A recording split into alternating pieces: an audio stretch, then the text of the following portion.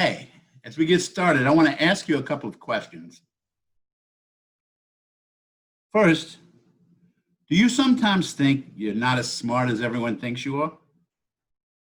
Do you shy away from taking leadership roles because of self-doubt?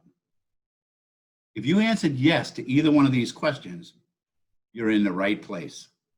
Our speaker today is Distinguished Toastmaster Maureen Zappala, a former NASA engineer with 13 years of experience conducting jet engine research. So yes, she is a rocket scientist. Today, she's an award-winning author and speaker, as well as a mom to two college-age kids. In fact, she says raising kids was way harder than jet engine research, like way harder. While at NASA, she frequently heard her own self-talk say, "You're not as smart as everyone thinks you are. You're in over your head, and you are a fraud." It was imposter syndrome, the secret self-doubt that crushed her creativity and stifled her strengths. In this session, Maureen will show you how to turn down the volume of that self-doubt voice so you can match your confidence to your competence and unleash your influence. You'll feel great about being great. Please help me welcome, all the way from District 115 in sunny Las Vegas, author, speaker, and unimpressively average golfer, my friend Maureen Zappala. Pushing the envelope. Thank you, Chick. Gosh, it's so cool to be with the people of District 68. This has been a journey to get to this conference, hasn't it? Who would have thought that I would be meeting with you virtually instead of in person? So I really am excited to be with you, and I'm excited to share with you this great message of overcoming imposter syndrome. Now, I want you to think back to when you first started a job, your first day on a new job. How did you feel? Did you feel excited? And maybe did you also feel terrified? I know I did too. In 1983, I was fresh out of college, brand new engineer at my first big girl job. I was hired as a researcher for NASA. NASA, I mean, that's like where all the smart people hang out. Now, I was assigned as a project engineer in a facility, a test facility that tested jet engines. It was called the Propulsion Systems Lab. And for me, I mean, I was excited and terrified. I was excited because I still am a huge aeronautics fan. And I knew that the Propulsion Systems Lab, this PSL facility, was like, it was like the birthplace of anything flying used technology that was developed in PSL. So I was beyond excited, but I was also terrified because this was NASA. I mean, I went to University of Notre Dame. Can we still be friends? I went to Notre Dame, and you know what? I was not a straight A student. In fact, I remember thinking, what was NASA thinking when they hired me? Did they not see my transcript? Surely someone made a mistake. Or maybe they just hired me because I was a girl. But either way, my excitement about my new job propelled me forward. Now, my first assignment in PSL was really simple. All I had to do was observe the test crew conducting a jet engine test. I mean, how hard is that? Show up, shut up, don't screw up. I could do this. Well, I walked into the control room that very first day, and it was magical. I mean, for me, it looked like mission control. I'm sure you've seen control room pictures of counters with keyboards and clipboards and walls filled with monitors and TV screens and people on headsets really intensely communicating with each other. I was electrified. But I looked at this room full of about 18 people and I thought, oh my gosh, I so do not belong here. But I have a job to do. I could do this. I looked in the room, one empty seat was left in the back of the room. And I thought, that seat's mine. So I stepped into the room, slithered along the wall, plopped myself down in that chair and began to do my job.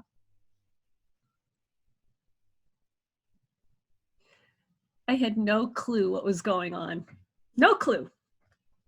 I tried to pretend I did, but I wanted to just stay absorbed in the intensity. And then all of a sudden, we all heard it. Help, help, help, help, help, help. I was mortified, mortified. My one job, and I feel like I blew it. And in an instant, every head snapped in my direction, and I could hear them all think, who's she? Who let her in? She doesn't belong here. She's not one of us. Now, maybe you're thinking, really, Maureen, it's just hiccups. Everybody gets hiccups. I know. The story is not about hiccups. The story is a metaphor of hiccups, because in a room full, well, I say a room full, in a virtual conference like this, filled with people like Toastmasters who are committed to self-improvement, determined to build up their skills, curious about what their capacity and capabilities are, we come into Toastmasters from a wide range of backgrounds. Many of us, most of us, have excelled and exceeded in our career, in our workforce, in our life. And yet we still sometimes feel like we are a hiccup away from somebody saying, who's she? Who's him? Who let her in? What's he doing here? They don't belong here. It's called imposter syndrome. Imposter syndrome is the secret self-doubt that causes smart, skilled, successful people to discount the fact that they are smart, skilled, and successful. And it fills you with this internal fear, the secret fear of somebody catching on to you and uncovering you as a fraud. But it's an illegitimate thought process. It's illogical, it's irrational, and thankfully, it's overcomable. Is that a word? I just made it up. How's that? So I would like to have you join me on a journey here for the next 35 or 40 minutes or so to help you overcome your imposter syndrome experience. Because I've been in Toastmasters a long time, a couple of times, maybe 3 times, maybe 4, I don't remember. I joined for the first time in 1997. I think that was the year, and was in it for about 3 or 4 years, and then left to raise a couple of kids, and then joined again. And over the years, I've been in it for a total of about, 15, 16, 18 years. I lose track of time. One thing I find without fail is, as I said, even though we all come from great backgrounds with skills, abilities, history, accomplishments, we step into the Toastmaster world, which is, let's be honest, it's bizarre. I mean, Toastmasters is such an unusual environment, but the thing is, it's so different from what most of us are accustomed to. And that imposter voice screams the loudest when we step into something different, when we transition from something familiar to something new. But the cool thing about Toastmasters is, and I'm sure you would agree, is this not a safe place to fail? I mean, really, where else can you fall flat on your face and people applaud as you go? And then extend a hand of support to lift you back up. That's the coolest thing about Toastmasters. And that's why dealing with imposter syndrome within the confines of Toastmasters is a gift, because it's a safe place to fail. It's a comfortable place to fail. And you will learn that in stepping into an unfamiliar or a new situation, such as taking on a leadership role, entering a contest, taking on a project, taking on an officer role, stepping into the trio role, as you enter into that position, that cross the threshold of change, and you might feel like, oh, I'm just not qualified. What if they find out I don't know what I'm doing? Hey, guess what? It's just Toastmasters. It's a great place to fail. It's a great place to grow. But in this session, I want to walk through strategies, 5 strategies to help you overcome your imposter syndrome experience. Now, I'm going to share my screen. Do I have share screening permission? It says I'm disabled, so. I'll try to get it to you, Maureen. Okay. Talk amongst yourselves for a minute. I'll give you a topic. I think you should just be able to click on my name. Yeah, I can't find your name in the participants list. Yeah, I'm in there twice. Once on my phone. I got you.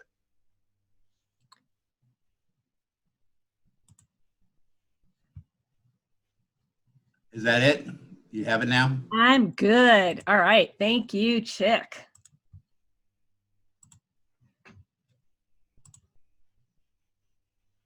All right, there we go. I just had my clicker and I just lost my clicker. Huh, how did that go? It just literally, it evaporated from the planet. Oh, here it is, hiding behind a book. Okay, so we are going to learn how to push your envelope, which is another, again, coming from the aeronautics and aviation world, pushing your envelope is a term that we used. It means to expand your capacity. And that's what, oh my gosh, that's the beauty of Toastmasters. You will discover skills and abilities you didn't even know you have, and you'll perfect the ones that you already do when you decide to push your envelope. Now, lest you think I'm making this up about the hiccup heard around the world, this is an actual photograph of the control room of the Propulsion Systems Lab. And there I am, all the way tucked over in the corner. This was not the day that it happened, but it was the scene of where it happened. I wanted to flee that day. I was so humiliated and so embarrassed, and I just wanted to leave. And I'm so glad I didn't. I stayed there and stayed a part of the PSL community for practically my entire career at NASA. I was at NASA for almost 14 years. And I eventually became the director of this entire complex. So if a scared engineer who hiccuped her way into humiliation can rise above that and take on the role of being the director of this test facility, imagine what you can do in Toastmasters, which will, of course, expand out into your real world. Now, the imposter syndrome, it's the secret self-doubt and chronic fear of being found out as a fraud, despite the fact that you have a great resume, a great track record, a long list of accomplishments. It's an inability to own your greatness. You tend to dismiss or devalue your own accomplishments and your skills. Now, I'm going to have you take a little quiz, and it's not really like an answer quiz. I mean, it is, but these are statements, and in your mind, I want you to think to yourself if it's true for you. And I've got 5 of them. Actually, there's 10 questions. The first 5 are generic. The second 5 are related to your experience in Toastmasters. So question number 1, do you give the impression you are more competent than you really are? Perhaps you are. And you know what? I don't want you to answer this because some of these can be a little revealing. So just in your mind, think to yourself, is it true? Are you afraid that others will discover how much ability or knowledge you lack? Do you compare your skills to your peers and fall short? Do you attribute much of your success to luck or timing?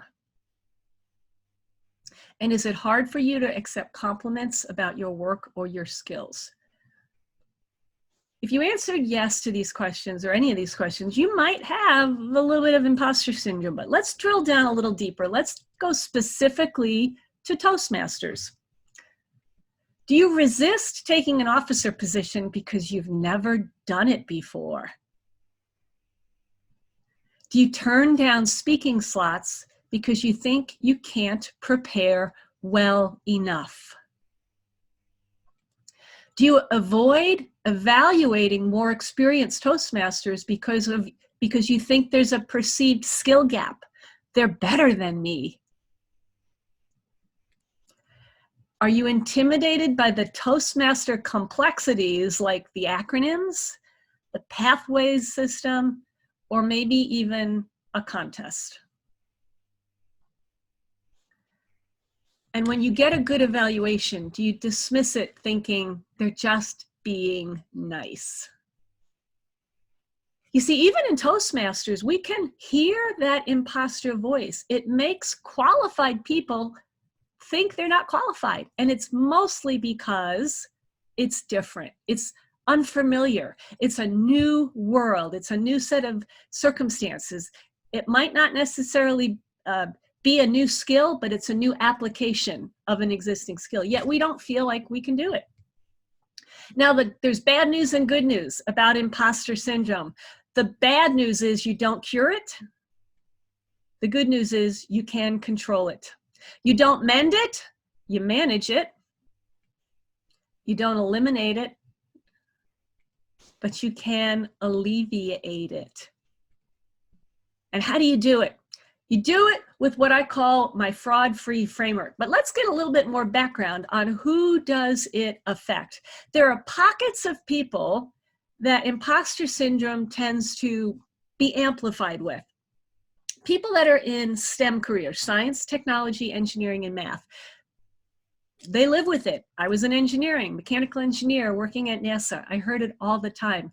People that are in any kind of a math-related field, accountants, actuaries, financial planners, they just feel sometimes in over their head. It affects people in the arts industry, in the creative fields, photographers, performers, artists. If you're a person who is in the technical field and an artistic field, if you straddle both, like if you're a web designer or a graphic designer, you get a double dose. Lucky you, right? It affects people that are in a degreed, professional, certified, and recognized position like accountants, physicians, lawyers, CPAs, those are accountants, people that have to continually prove their competence. It affects people that are, a big pocket of people are people in the academic world, especially collegiate level and above, collegiate and post-collegiate, professors, teaching assistants, researchers, administrators at the college level, graduate students. And it's because they feel compelled to just create knowledge. It affects entrepreneurs. I'm a sole proprietor. And the thing about being an entrepreneur, especially if you're a sole proprietor, it's pretty much you're a lone ranger. You're a one-man show. And if you're in a field where there is not much mentoring, it's really hard to be convinced of your skills because you're not getting the right feedback and guidance from people. And it affects parents, especially moms. I'm a rocket scientist. I'm pretty smart, but I don't know if you're like me. There's nothing like having a few kids to make you feel really stupid.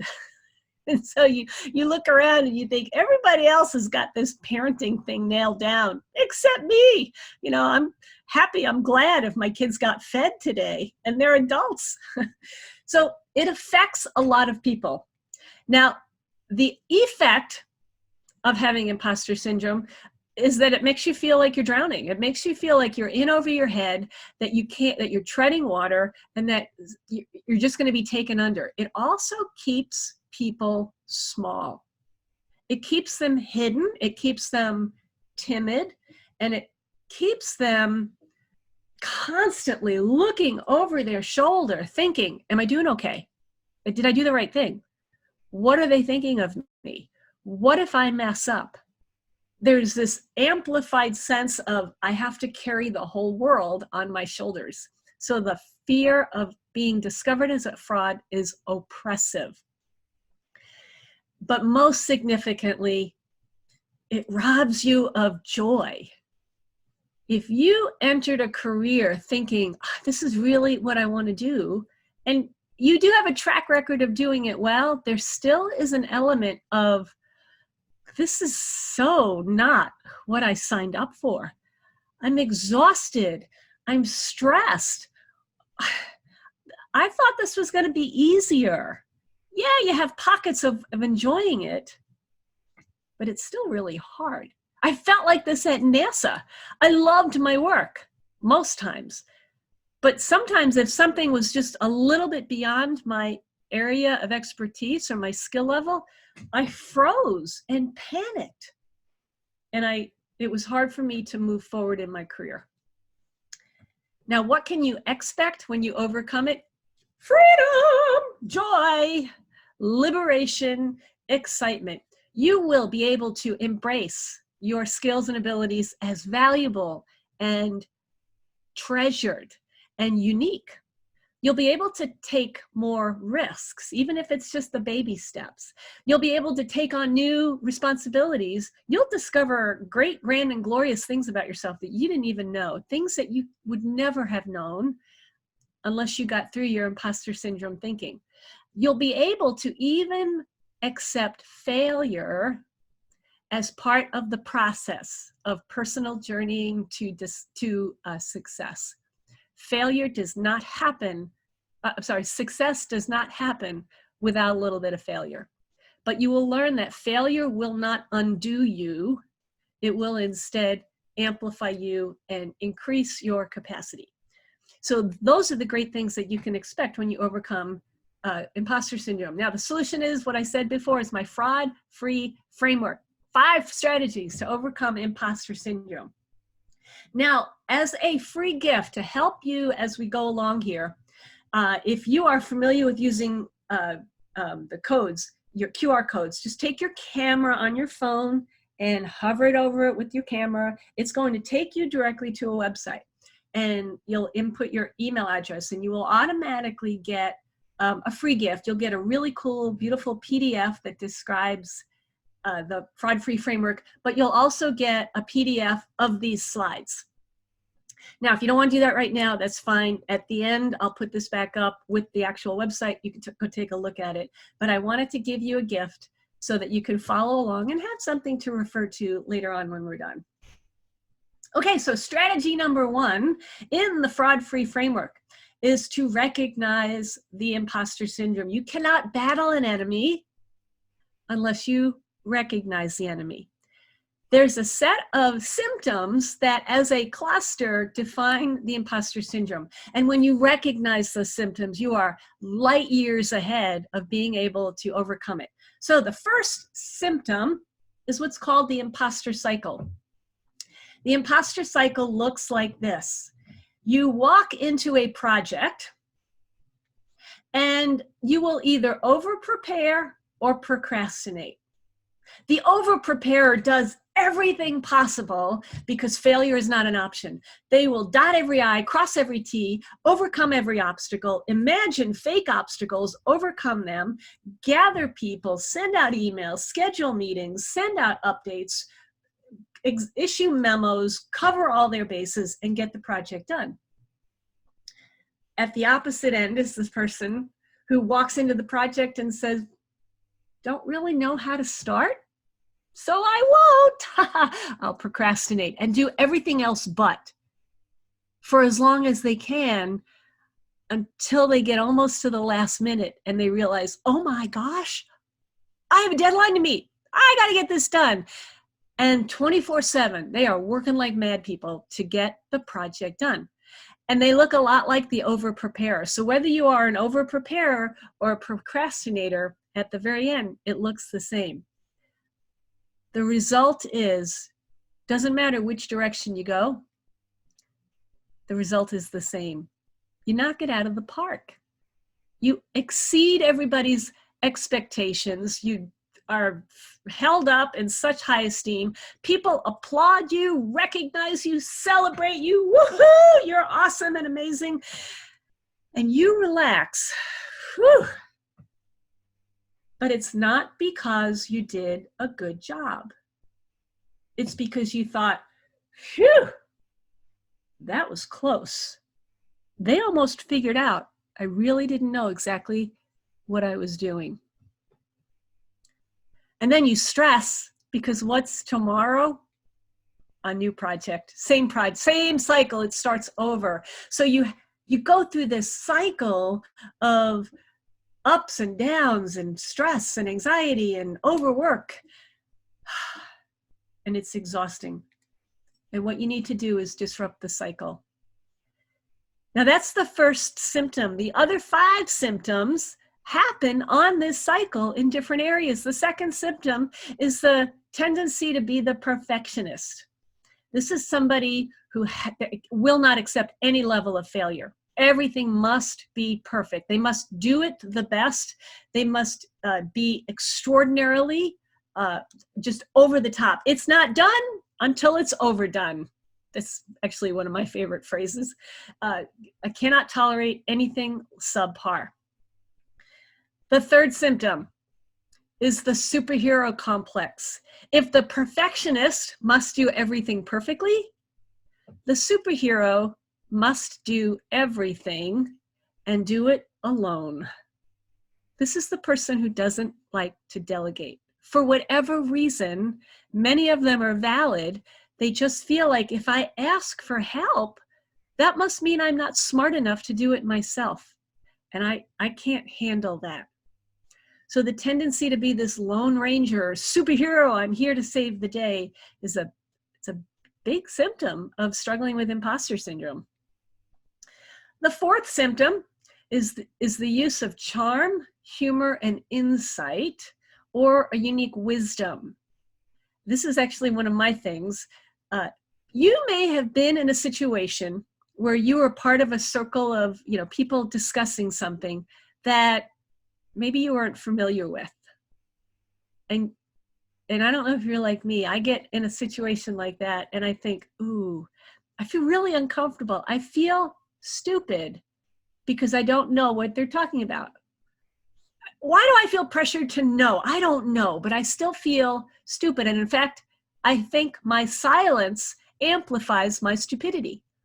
So I have to add something to the conversation.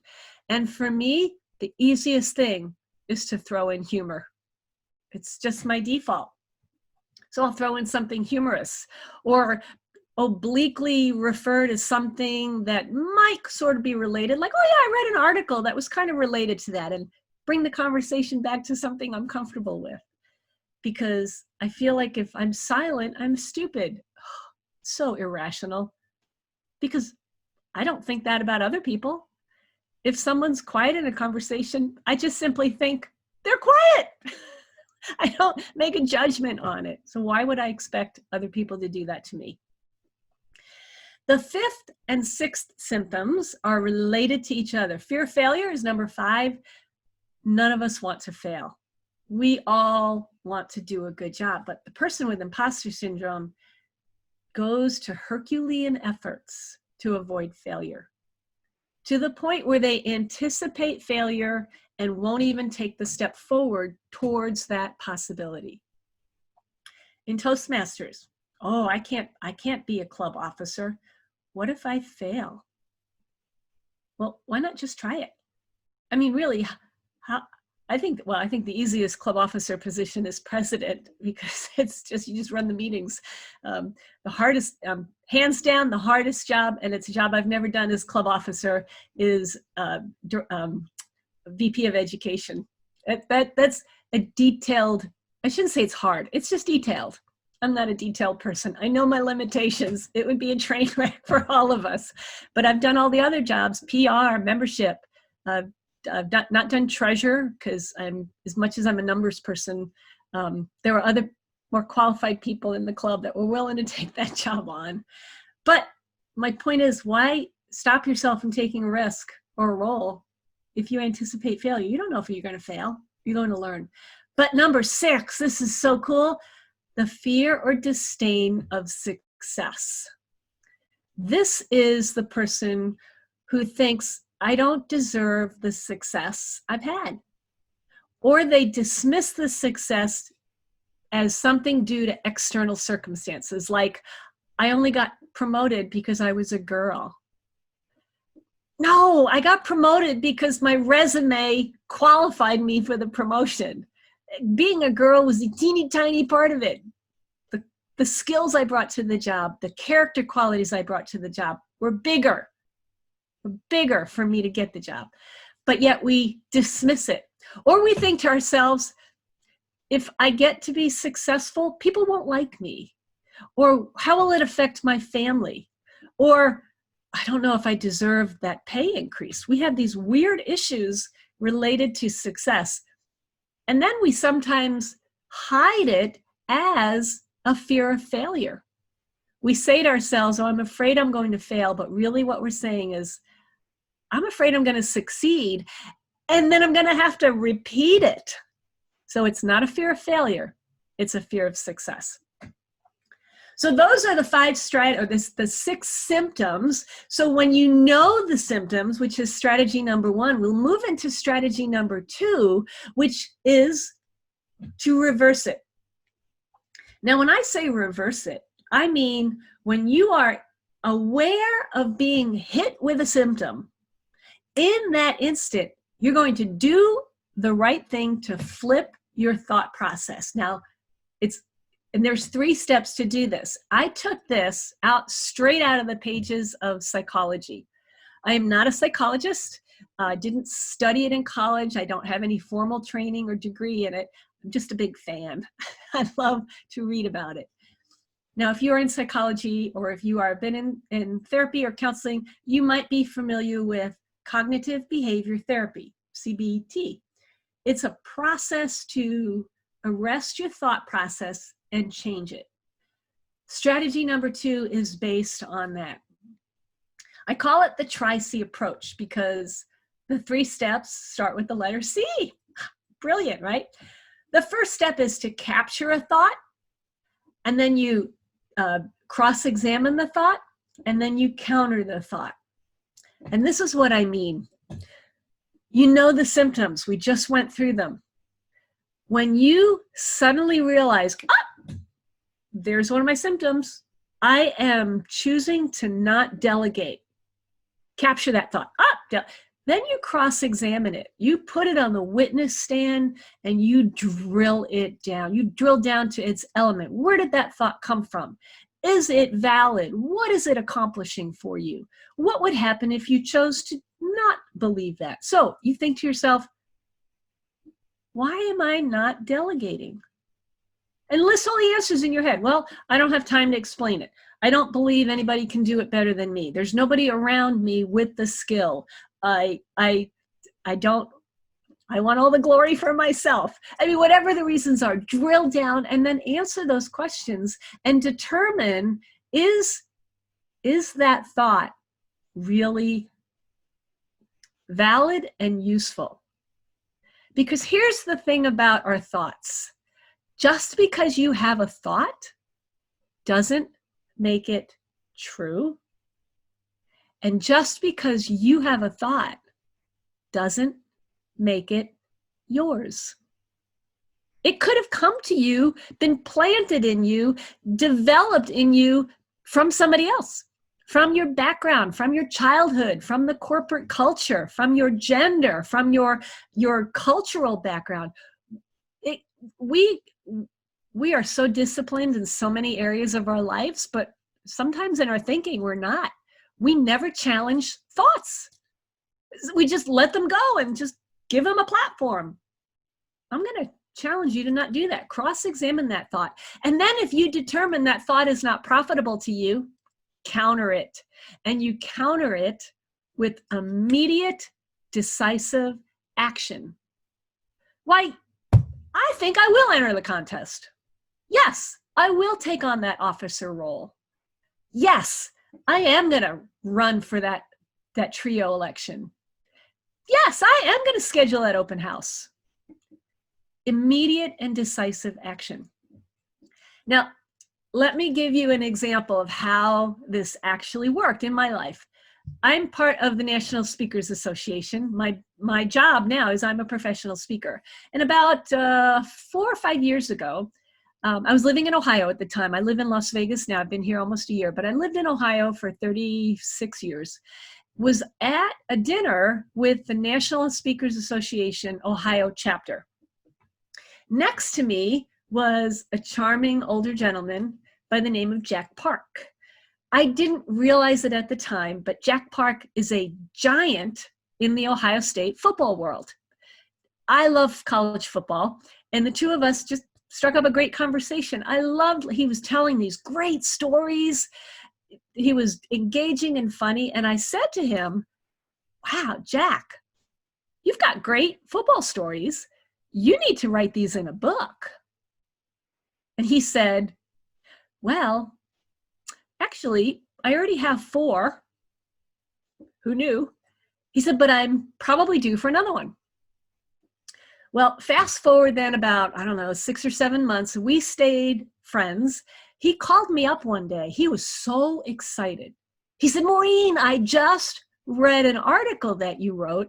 I write fairly regularly for the Toastmaster magazine. He's not a Toastmaster, but somehow he found this article. He read this article. He said, wow, Maureen, he said, you're a really good writer.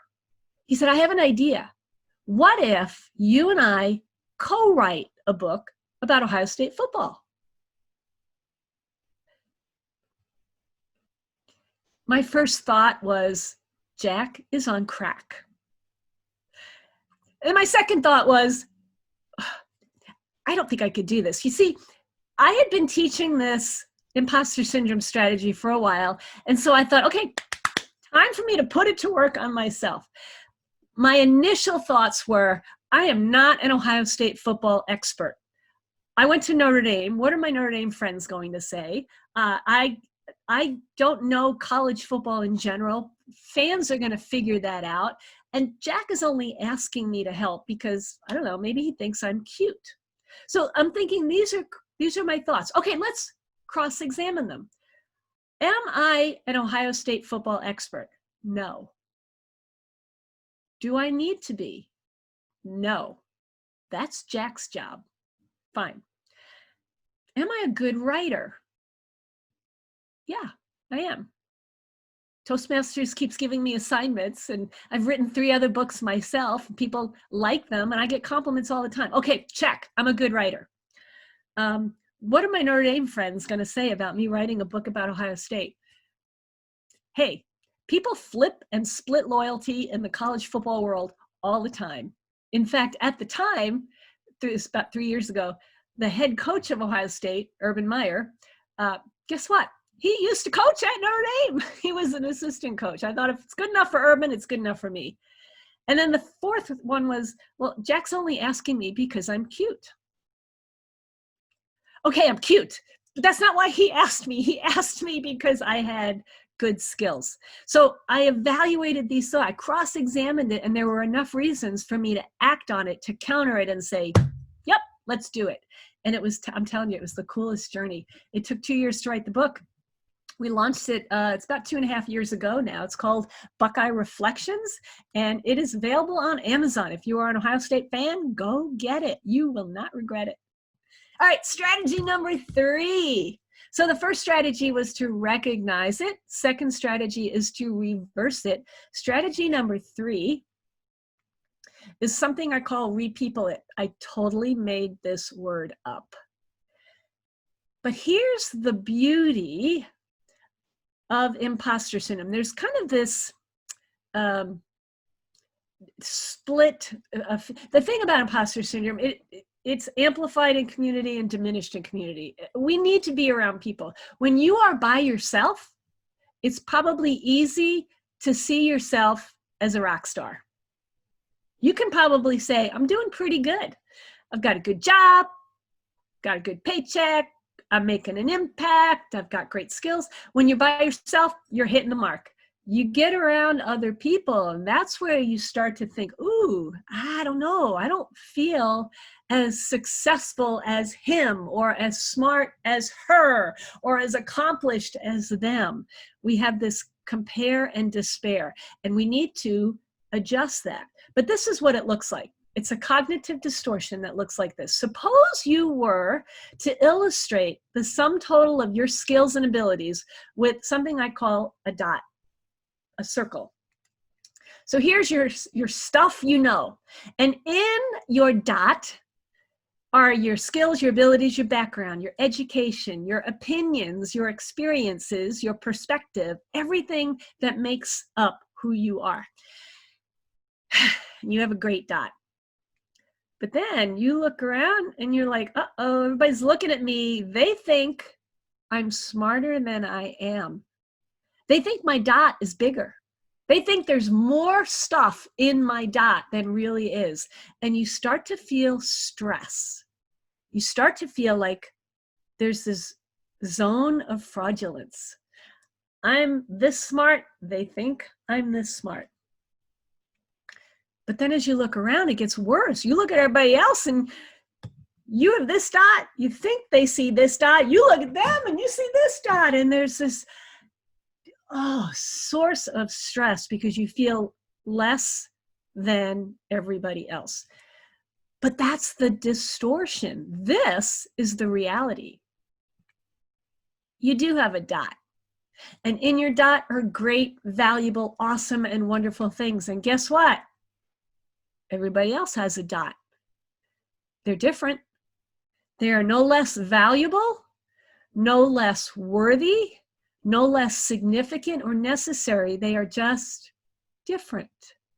Different backgrounds, experiences, education, opportunities, opinions. They're just different. But this is the coolest part.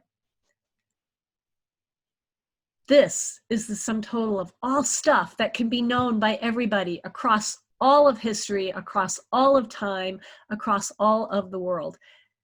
And the thing is, even if we were to lump together everybody's stuff, end to end, barrier to barrier, it would nowhere come near to all of stuff known.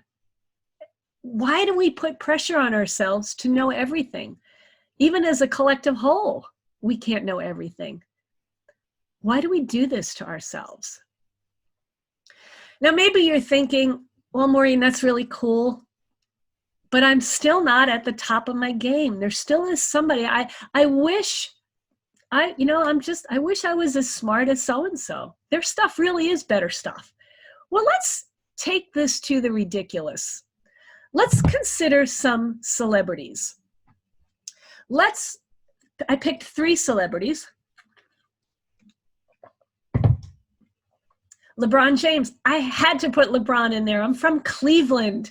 And he, we loved him. Known for his basketball, right?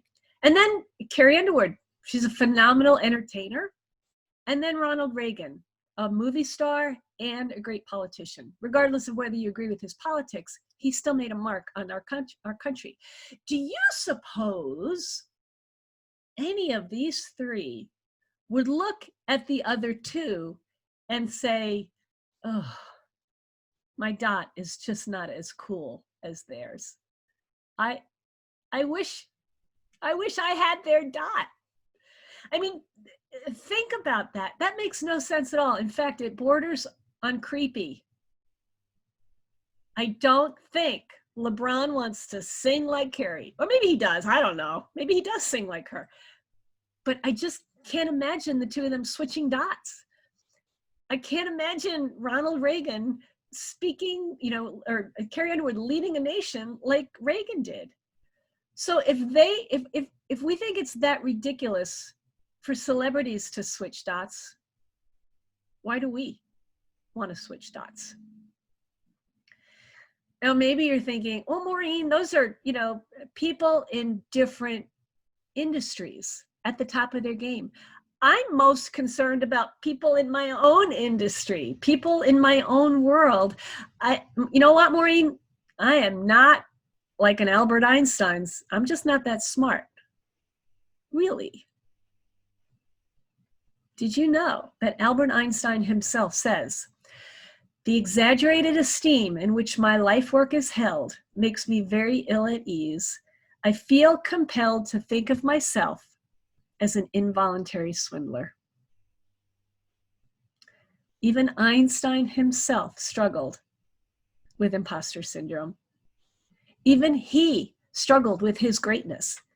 Now, I don't know if you know much about him. He had a learning disability. I don't know if he was dyslexic or if there was some other cognitive thing, but he hated math, loved science, but he failed his college entrance exam. And yet his love of science drove him to overcome those limitations, and he rewrote science. If he can do that, what can you do? What can you do? All right, strategy number 4. How am I doing on time? I don't even know. We're going to push through here. Strategy number 4. So strategy number 1 is to recognize it. Number 2 is to reverse it. Number 3, re-people it, which is to define your ability and contribution. Number 4 is to repel it, because here's what happens.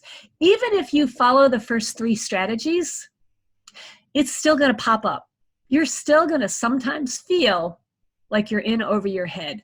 You're going to doubt your ability.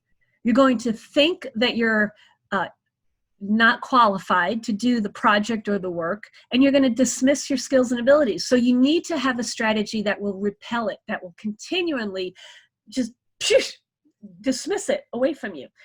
And this is the fun one. If you do nothing else, remember this part. When I was at NASA, and I mentioned that I became the director of the Jet Engine Research Facility, the Propulsion Systems Lab, I loved it. I loved my job. And then it was time to move on. It was time for me to leave the agency. Nothing bad happened. It was just, chapter of my life had kind of come to a close. It was time for something new. I was really concerned about handing the reins of the facility onto my successor. I thought, how do I do that? How do I hand over the baton? I thought, I'll create a job manual. So I sat down and I wrote down everything involved with my job, everything I did, daily, weekly, monthly, quarterly, yearly, everything. I wrote about the people, the processes, the projects, the politics. I wrote down where things were stored, what documents were called, how to calculate specific things. I mean, I put down everything. And it's 13 pages of a manual. And when I was done, I gifted it to my successor. And it was beautiful. The transition was so smooth. Well, probably 15 years later, I was moving and uncovered this document, found it in a box, and I sat down and I started to read it. I was like, wow, I was good. How you doing? I did a complicated job, and I had the documentation to prove it. That's what I suggest that you do. Create your own rah-rah documentation. Collect all of the data that says you're awesome. Even if you have to do what I did, write down a job description, own your dot, collect all of the good press that's ever been said about you. If you've been interviewed, profiled in a newspaper article, if you've been covered by the media, thank you notes, promotion notices, letters of recommendation, trophies, awards, certificates, whatever it is, capture them and review them frequently. But here's the key. Do not dismiss the validity of them. Own it. Accept it. Believe it. I mean, when I think back to what were they thinking what was NASA thinking when they hired me? Did I really come in under the radar? Did I fool them all into thinking I was qualified? Well, that's ridiculous. I mean, this was NASA. It is a machine of layer upon layer upon layer of approval and eyes looking at my resume and my application. For me to think that I pulled the wool over all of those people is ridiculous. My resume spoke for myself. I had something that NASA needed. I had qualities maybe, yeah, I was fresh out of college. I didn't have the skills yet, but I had the character qualities. I had the creativity, the stick-to-itiveness, the work ethic. I had those character qualities. Those count sometimes for way more than skills. So own your dot and allow yourself to feel great about being great. Strategy number 5, the last one as we head towards the finish line here. This may sound a little woo-woo. This may sound a little out there, but hang in there. Let me describe. I call it reinforcing it. I have learned in all of my research and all of my interviews and talking with people and presenting this content over and over and over, the core issue is not just self-confidence. It is not just self-doubt. The core issue of imposter syndrome, it's shame. Shame. We just at our core think, oh, there's something I need to hide. There's something not good about me. Now, the difference between shame and guilt is significant. Guilt says what I did was wrong. Shame says what I am is wrong. And the only solution to the shame issue is to know who you are and to celebrate who you are. It's what I call, well, not me, psychologists call it attitude certainty. Attitude certainty is your personal conviction on a core set of values that is associated with your sense of self-certainty. In other words, your opinions, your cognitive assent to what you believe, what you hold true. It's basically the things that rock you out of bed in the morning. In order for you to bring your A game, you need to know your Y game. What is it you're willing to fight for? What are your core values and principles? What drives you? For many of us, it's a spiritual issue. What are your spiritual convictions? Who are you at your core? It is essential that you confirm your certainty. Now, when I say confirm your certainty, I don't just simply mean think positive. That doesn't work for people with imposter syndrome, because if it worked, it would work. I mean, if all you had to do was think positively, guess what? We would just think positively and all of our problems would go away. It's much deeper than just simply thinking differently. In fact, here's a cartoon that illustrates it. I didn't get permission to duplicate it. That's why it's grayed out. But we've got green guy, red guy. Green guy says, I don't think I have what it takes to do this job. And red guy says, of course you do. You have what it takes. And then he says, you just have to think positively. And then green guy says in the last one, okay, I'm positive I don't have what it takes. See, it's not just about positive thinking. It is about knowing to your core who you are and what drives you and what your spiritual convictions are and what your attitudes and beliefs are.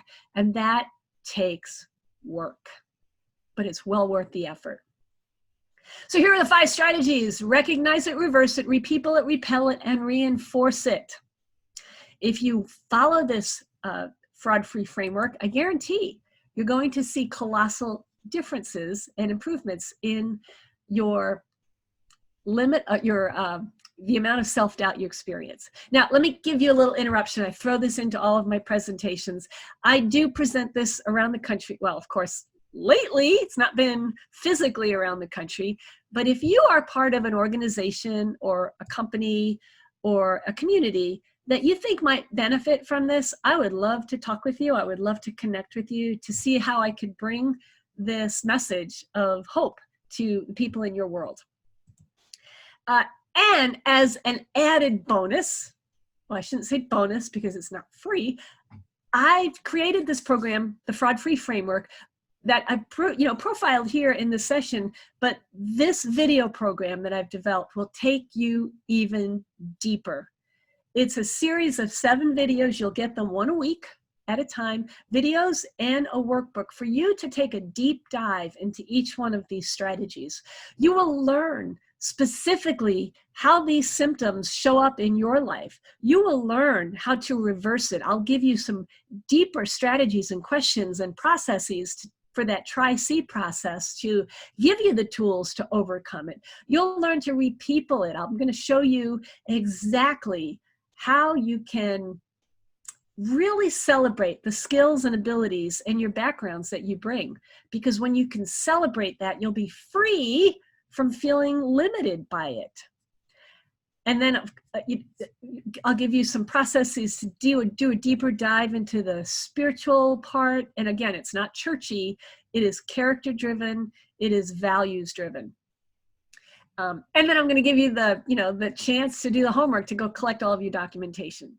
So if you think that's something that you'd like, you can scan that right there. It'll take you right to that page. If you don't have a phone, it is located at maureenz.com/Toastmasters. That will take you to the same place where you can take advantage of that program. One day in PSL, towards the end, it's towards the middle of my career, I was the lead engineer for the engine work on the X-29 forward swept-wing aircraft. It looks like this. I'm going to stop sharing here for a second. My role as the project engineer for this test was to keep the program on schedule. Now, the X-29 engine, it's called an F404 engine. It's a turbofan engine. It's about 13 feet long, 3 feet in diameter, and the back end of the engine necks down to about 18 inches. The day we were supposed to start testing, my crew chief, Jack, came to me and said, Maureen, we can't start the test. We don't have those inside dimensions yet. He needed some diameters inside of the engine. Now, the pressure was on. This engine test was tied to a flight program, which was tied to a weapons program sponsored by the Department of Defense, which meant national security was involved, which meant that the stability of the free world was on my shoulders. No pressure, right? And I thought, oh my gosh, if we don't get those measurements, there goes the stability of the free world. What do we do? And Jack said, well, we need a digital micrometer. That's a fancy name for a ruler, which we didn't have. So I called the measurement lab. I said, hey, this is Maureen over in PSL. We have a problem. Can you send someone over with a digital micrometer to get some inside measurements today? They said yes. Phew! Stability restored. A little later, the technician from the measurement lab walks into the test facility. He's all dressed up in white coveralls like a hazmat suit. And I immediately saw a problem. He's lugging his equipment. And I thought, uh-oh. You see, the back end of the engine was 18 inches. He wasn't. Yeah, not even close. I mean, he was pushing 6 feet wide. I thought, we can't let him in there. We'll never get him out. Then I have a bigger problem than the stability of the free world. Well, I looked at him and I looked at Jack. Jack looked at me. Now, I'm not standing, but I'm 120 pounds soaking wet. Jack looked at me and he handed me a pair of coveralls and he said, Maureen, you do it. Oh, no, I can't do it. I'm not qualified. It's not my job. What if I screw up? No, I can't go in there. It's scary. It's dark. It's smelly. Oh no, I can't do it. I'd reached my limit of my skill. And Jack said, well, Maureen, we have no choice. But if you wear a headset, we'll talk you through it. okay, I'll do it. I put on those coveralls and I slithered into that engine. Oh, it was claustrophobic and smelly and awful. And oh, but I could hear them talk to me. I can do that. Took the measurements. Oh, this is easier than I thought. Oh my gosh, look at this. I'm inside of an F-404 engine. This is amazing. It's the engine on the F-14. I mean, if you've seen Top Gun, you've seen the scene where they're flying off the aircraft carrier with flame coming out. That's where I was without flame. And this is extraordinary. This was so cool. I slid out of the engine when I was done. And the girl that came out was different than the girl that went in, because she chose to push the envelope. She chose to take on a risk. She chose to challenge the assumption. She chose to ask for help and accept the help. And when you do that, you will push your envelope. When you do all these things that the fraud-free framework has, you will be amazed at what opportunities await you. And you will never be the same, even in Toastmasters. So when you are facing a situation where you fear the hiccup heard around the world, remember to push your own envelope, and you will never be the same. Thanks. Thank you so much, Maureen. That was awesome.